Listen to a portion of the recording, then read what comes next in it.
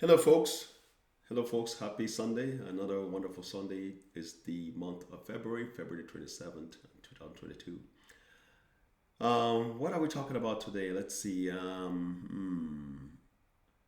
don't we talk about trust? It's one of my favorite subjects, right? Let's build upon the trust conversation that we started last week.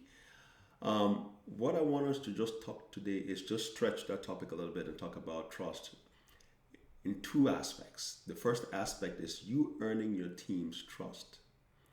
And the second aspect is the team earning your trust, right? So number one, you earning their trust. And number two, they earn your trust, right? So trusting by default last week was about you as a leader, trust by default.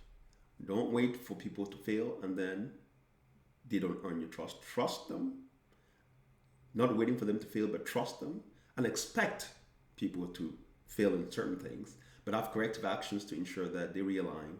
In that way, in fact, that's actually one way of you earning their trust, right? Because what's going to happen is that if you work within that mindset, there's a lot of things as a leader you do. You shield your team from a lot of stuff coming up from upstream, right? You talk on behalf of your team. You're empathic. You have an empathy in the team because when this work being asked of your team and you understand the capabilities of your team, you can shield your team and you can actually protect your team against some noise and allow them to focus on your thing.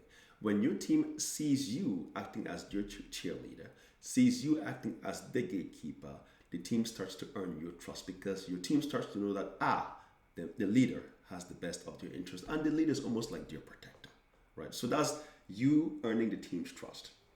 Now, for the team to earn your trust, it's just trust by default, right? Again, when you trust by default, folks actually, from my experience, when you trust by default, folks actually do genuinely want to not disappoint you as a leader, right? So that's just what it comes with trusting by default, right? So that one is easy. Trust by default, that if folks fail for whatever reason, for whatever measure that you have, just have corrective actions in place to make sure to realign. But again, it doesn't mean that you lose your trust. It just means that you have your corrective actions to ensure folks realign and not looking out for failure. All right. Again, two things: trust by default. Trust your team members. Let them do your thing, and let them. There's going to be failure points, but you know what? We're going to have corrective actions to bring them back in line. And then the second one is earn their trust. Earn their trust by doing things that protect them, right? And sometimes you may actually have to roll up your sleeves and act as an engineer.